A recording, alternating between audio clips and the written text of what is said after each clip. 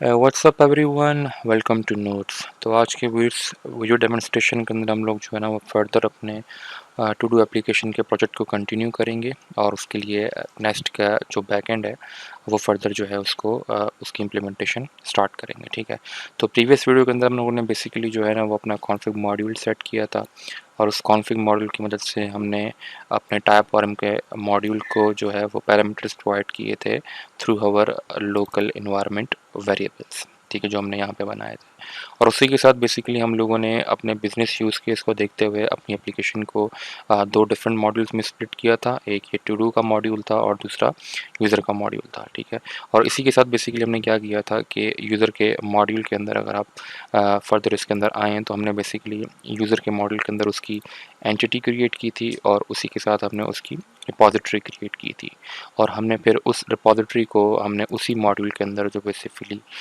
User का module था उसके अंदर आकर हमने उस रिपॉजिटरी को टाइप ओ आर एम के मॉड्यूल के साथ रजिस्टर किया था।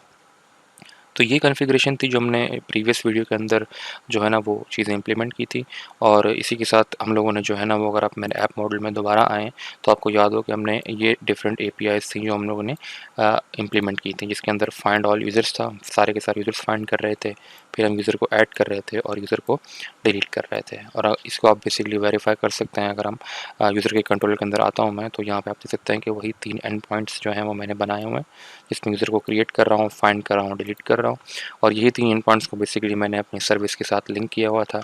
तो अगर आप मेरी जो है वो यूज़र सर्विस के अंदर जाते हैं तो आपको यही 3 मेथड्स इम्प्लीमेंट हुए हुए मिल जाएँगे, जहाँ पर हम लोगों ने अपनी यूज़र की रिपॉजिटरी को इंजेक्ट किया था और with the help of that user repository हमने यूज़र को क्रिएट किया था, फाइंड ऑल किया था और फिर हमने यूज़र को रिमूव भी किया था। ठीक है, और इसी के साथ बेसिकली हम लोगों ने एक अपना कस्टम जो है वो मेथड लिखा था, जिसके थ्रू हम बेसिकली यूज़र को फाइंड करेंगे विद रिस्पेक्ट टू ईमेल। ठीक है, और ये मैंने इसलिए लिखा था ताकि हमें ये कल को फर्दर काम आएगा जब हम ऑथेंटिकेशन परफॉर्म कर रहे होंगे यूज़र के साथ। ठीक है, इसका बेसिकली जो है ना वो फ्रंट एंड पे कोई काम नहीं है, तो इसलिए मैंने बेसिकली इसको फ्रंट एंड के लिए एक्सपोज नहीं किया, बल्कि सिर्फ इसको जो है वो बैक एंड की हद तक ही रखा हुआ है। ठीक है, तो ये काम था जो बेसिकली हम लोगों ने प्रीवियस वीडियो के अंदर डिस्कस किया था। काफ़ी लेंथी होगी तो इसलिए मैंने जो है उसको नेक्स्ट वीडियो में ट्रांसफ़र कर दिया। ठीक है, तो अब नेक्स्ट वीडियो में हम लोगों ने, क्योंकि यूज़र्स का जो सारा पार्ट है अगर आप गौर करें तो मैं कंप्लीट कर चुका हूँ और इस पार्ट के अंदर कुछ ऐसी चीज़ें थी जो मुझे रिक्वायर्ड नहीं थी।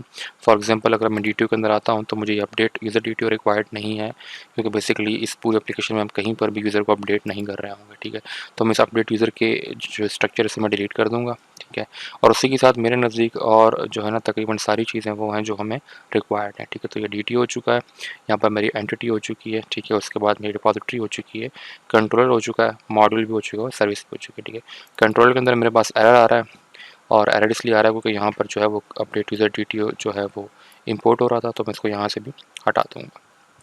ठीक है, इसी के साथ हम सेव कर देंगे और हमारा जो यूज़र का पार्ट है वो तकरीबन कंप्लीट हो चुका है। ठीक है, और मेरा ख्याल यूज़र सर्विस के अंदर भी जो है वो अपडेट यूज़र डीटीओ इस्तेमाल हो रहा है। ठीक है, तो मैं इसको यहाँ से भी रिमूव कर दूँगा।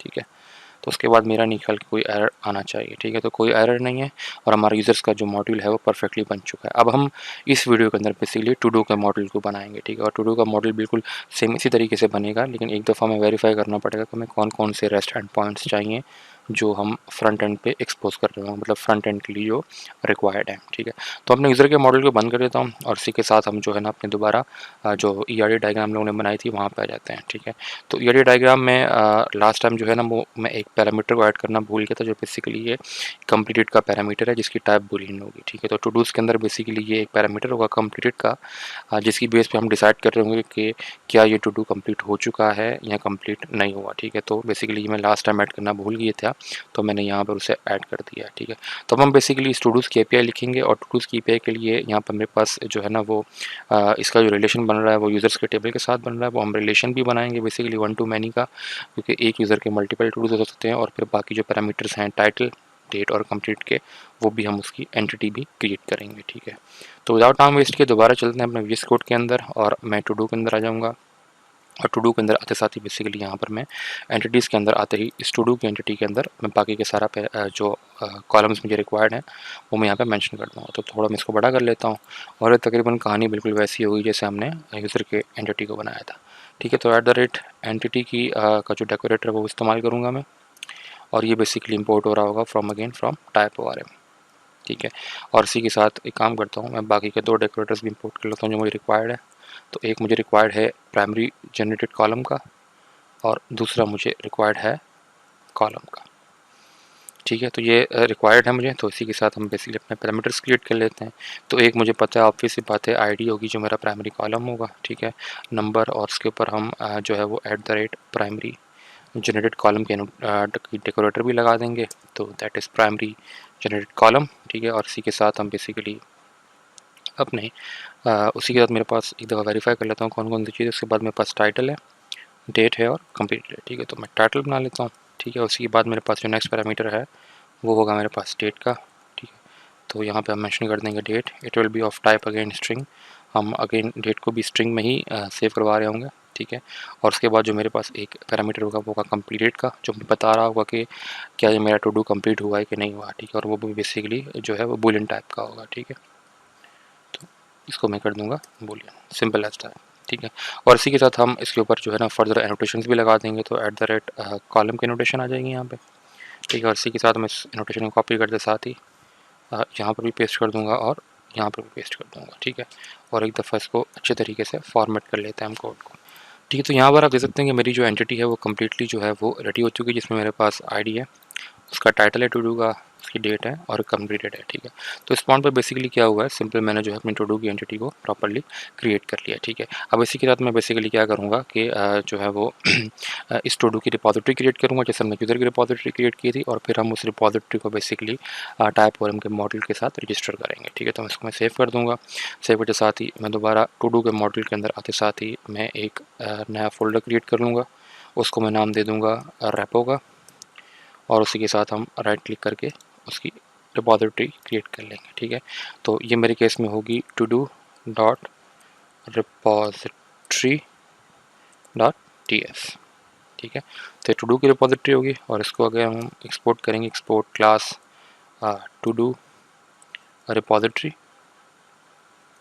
ठीक है, टू डू की रिपॉजिटरी होगी, और अगेन इसको हम एक्सटेंड कर रहे होंगे फ्रॉम एक्सटेंड्स फ्रॉम रिपॉजिटरी।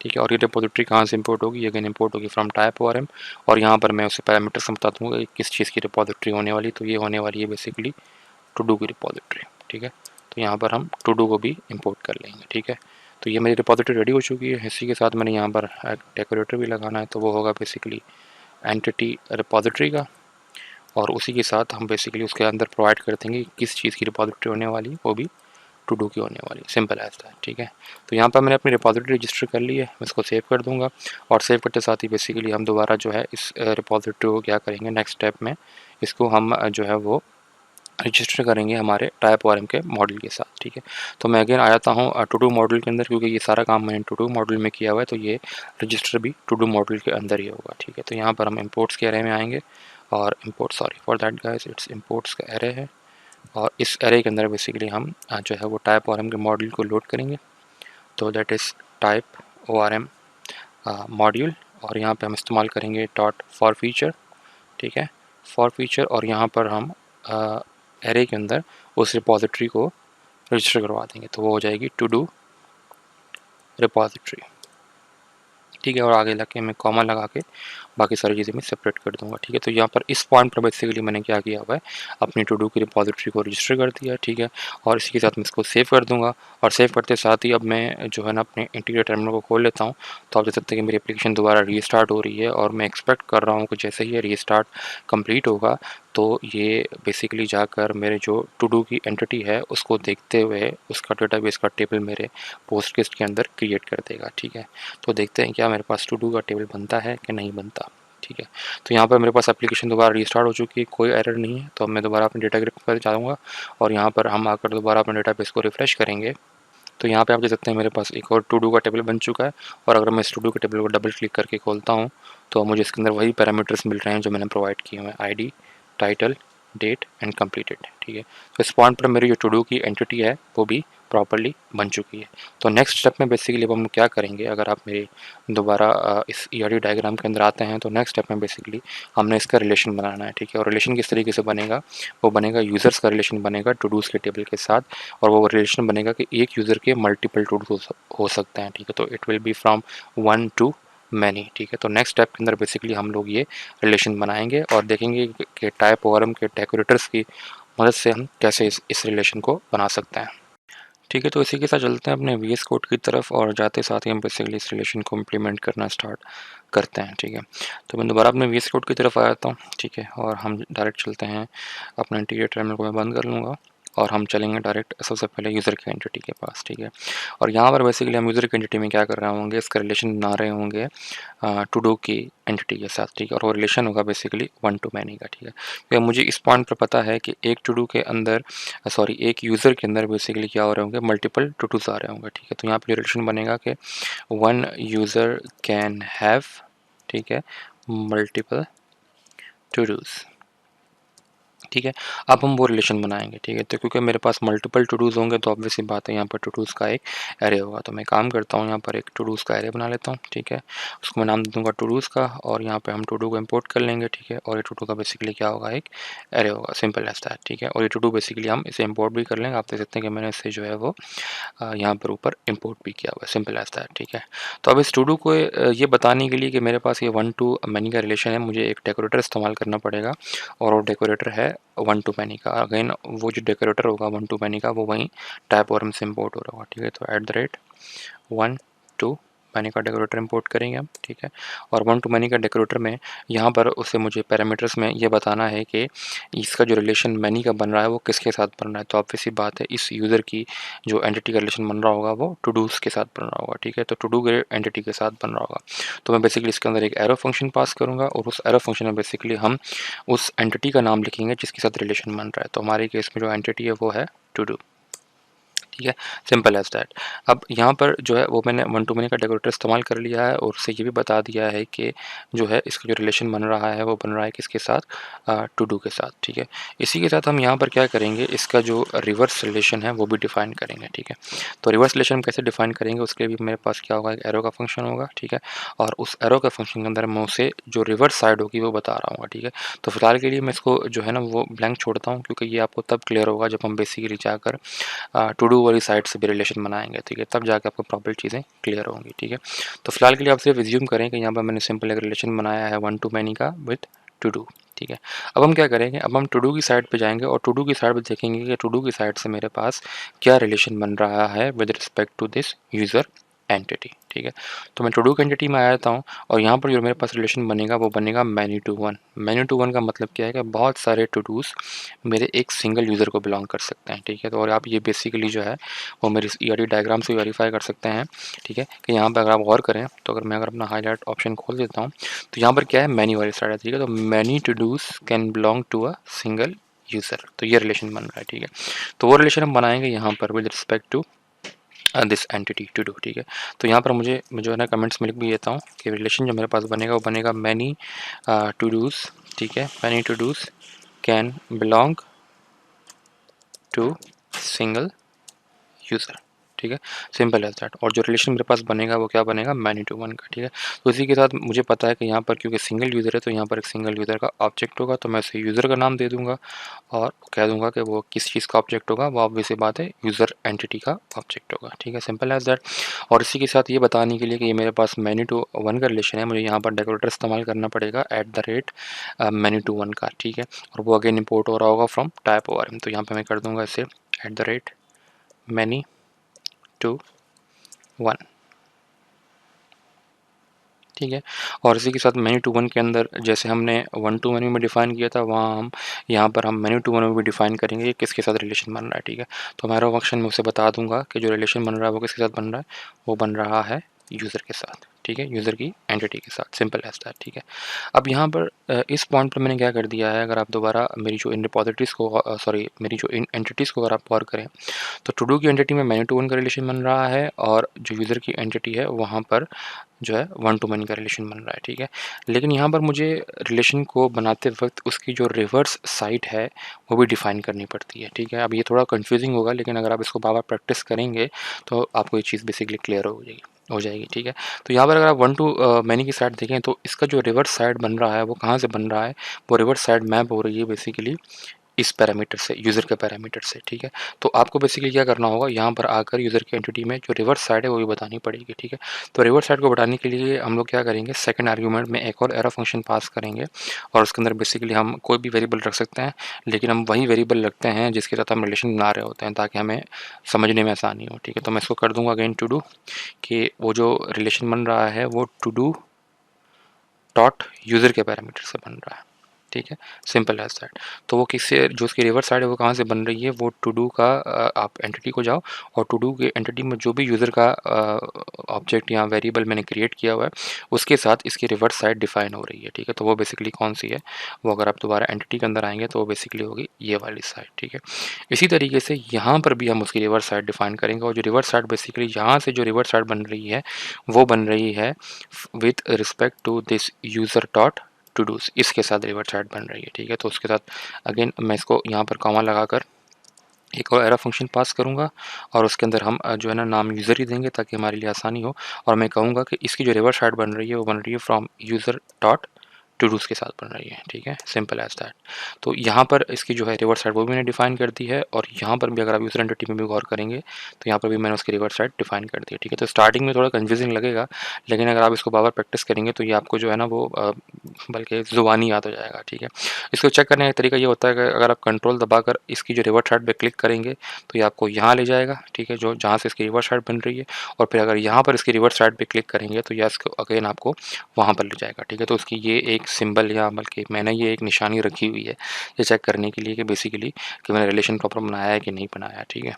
तो इस पॉइंट पर बेसिकली जो मेरा रिलेशन है ना वो सक्सेसफुली बन चुका है, ठीक है।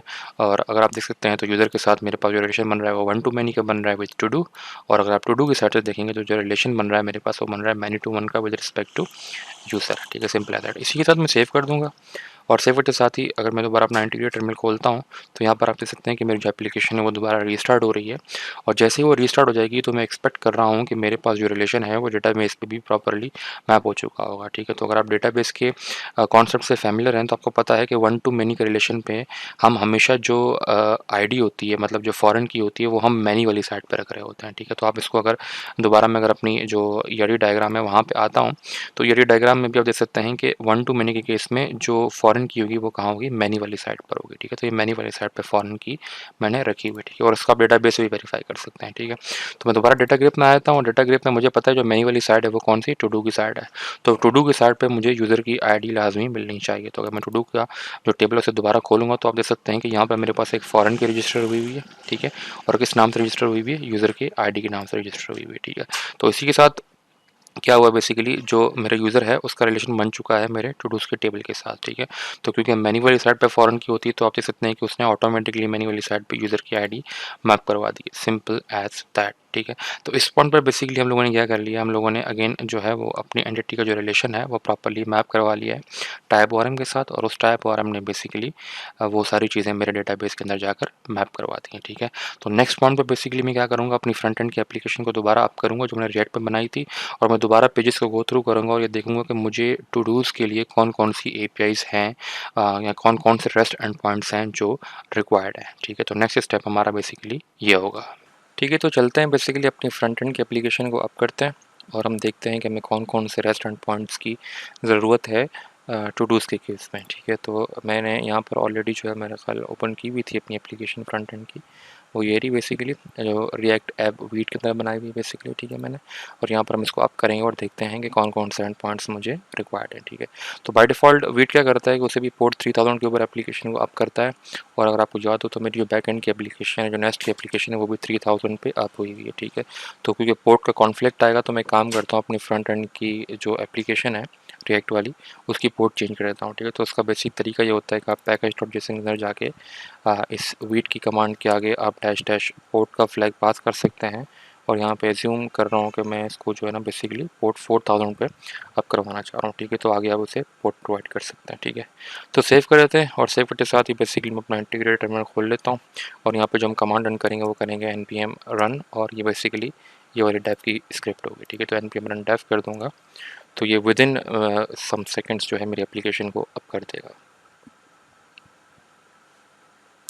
ठीक है। तो यहाँ पे आप देख सकते हैं नियरली अबाउट जो है ना 1510 मिली सेकेंड्स, जो टोटल तकरीबन कुछ 1.5 सेकंड बनते हैं उसके अंदर मेरी एप्लीकेशन अप हो गई है, which is very much faster than web pack. ठीक है, तो ये एक मैजिक है वीट का। ठीक है, तो चलते हैं 4000 पोर्ट के ऊपर और अपनी एप्लीकेशन को देख लेते हैं। ठीक है, तो अगेन लोकल होस्ट यहाँ पे अब मैं कर दूँगा 4000 और इसको हम जो है ना वो एंटर कर देंगे। ठीक है, तो यहाँ पे मेरी एप्लीकेशन अप हो रही है।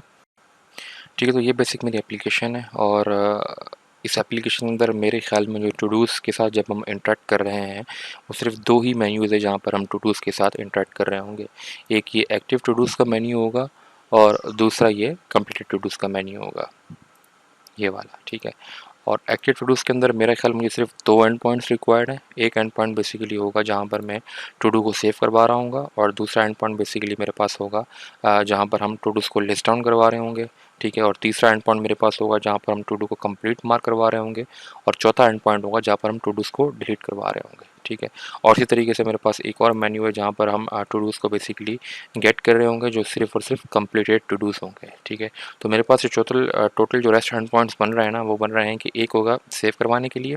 ठीक है, दूसरा होगा उसे कंप्लीट मार्क करने के लिए, तीसरा होगा डिलीट करने के लिए और चौथा होगा उन तमाम टू डूज़ को फाइंड करने के लिए। ठीक है, और एक और यहाँ पे एंड पॉइंट रिक्वायर्ड है जहाँ पर हम कंप्लीटेड टू डूज़ को फाइंड कर रहे होंगे। ठीक है, तो ये मेरे ख्याल पाँचवा या छठा एंड पॉइंट हो जाएगा और डिलीट का तो हम ऑलरेडी बना चुके हैं। ठीक है, और एक चीज़ का हमने ध्यान रखना है कि हम सारे जो टू डूज़ गेट कर रहे होंगे वो हम गेट कर रहे होंगे with respect to the user. ठीक है, तो यहाँ पर हम हर एंड पॉइंट के साथ जो है बेसिकली यूज़र की आईडी प्रोवाइड करेंगे। ठीक है, और उसी यूज़र की आईडी के बेस पे हम टू डू को डेटाबेस में डाल रहे होंगे, वहाँ से गेट कर रहे होंगे, उसको मार्क कंप्लीट कर रहे होंगे और डिलीट कर रहे होंगे। ठीक है, तो मैं काम करता हूँ टाइम बचाने के लिए इन एपीआईज़ को हम नोट ऑन कर लेते हैं जो जो हमें रिक्वायर्ड है। ठीक है, तो मैं दोबारा अपने वीएस कोड के अंदर आता हूँ और अपनी बैकएंड एप्लीकेशन के अंदर हम जो है वो अपने ऐप मॉडल में आते हैं और यहाँ पर जिस तरीके से हमने यूज़र्स की एपीआई लिखी थी इसी तरीके से हम टू डूज़ की एपीआई को लिख लेते हैं। ठीक है, तो एक मुझे एपीआई चाहिए जिसमें हम ऐड करवा रहे होंगे टू डू को। ठीक है, विथ जो है यूज़र बेस्ड ऑन। ठीक है, बल्कि काम करता हूँ मैं तो करता हूँ बेस्ड ऑन यूज़र आईडी। ठीक है, तो उसी यूज़र की आईडी के बेस पर हम टू डू को ऐड करवाएंगे जो बेसिकली सिर्फ उसी यूज़र के साथ हम उसी यूज़र का टू डू जो है वो ऐड करवाएगा डेटाबेस के अंदर। ठीक है, इसी तरीके से हम जो है वो फाइंड ऑल कर रहे होंगे सारे के सारे टू डूज़। ठीक है, तो मैं इसको कर दूँगा फाइंड ऑल टू डूज़। ठीक है, to dos based on again user ID, सारे के सारे फाइंड कर रहे होंगे हम टू डूज़। ठीक है, बेस्ड ऑन यूज़र आईडी।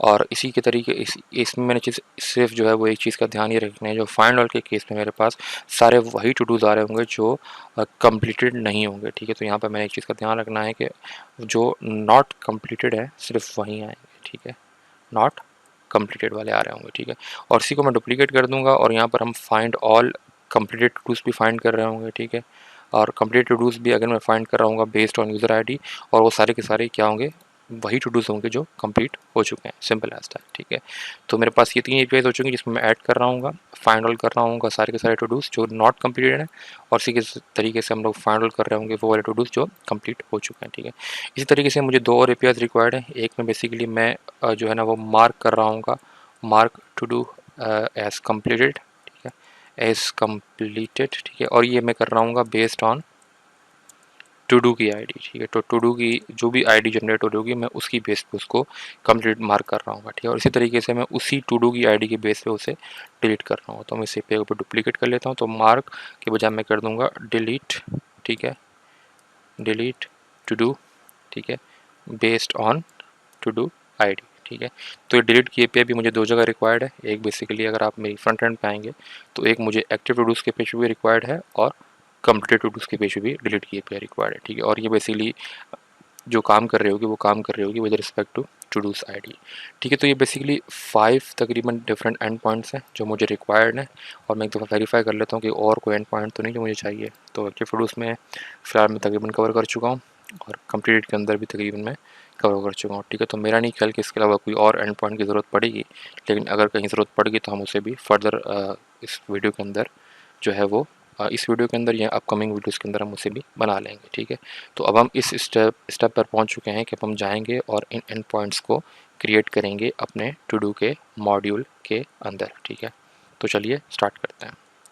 ठीक है, तो मैं काम करता हूँ basically in 5 different and points को यहाँ से मैं कॉपी कर लूँगा, ठीक है, और कॉपी करके मैं इसे ले जाऊँगा अपनी टू डू की सर्विस लेयर के ऊपर, ठीक है, क्योंकि यहाँ पर सबसे पहले हम क्या कर रहे होंगे, टू डू की सर्विस लेयर को इम्प्लीमेंट करेंगे, ठीक है, और फिर उस सर्विस लेयर को हम मैप करवाएंगे हमारे कंट्रोलर लेयर के साथ, ठीक है। तो यहाँ पर मैं क्या कर दूँगा, उन तमाम जो एंड पॉइंट्स हैं उसको यहाँ पेस्ट कर दूँगा, ताकि मुझे पता लगे कि मुझे कौन-कौन से सर्विस के मेथड्स चाहिए, जो मैं एट द एंड फिर जो है वो कंट्रोलर से मैप करवा कर उन्हें फ्रंट एंड के लिए एक्सपोज़ करूँगा, ठीक है।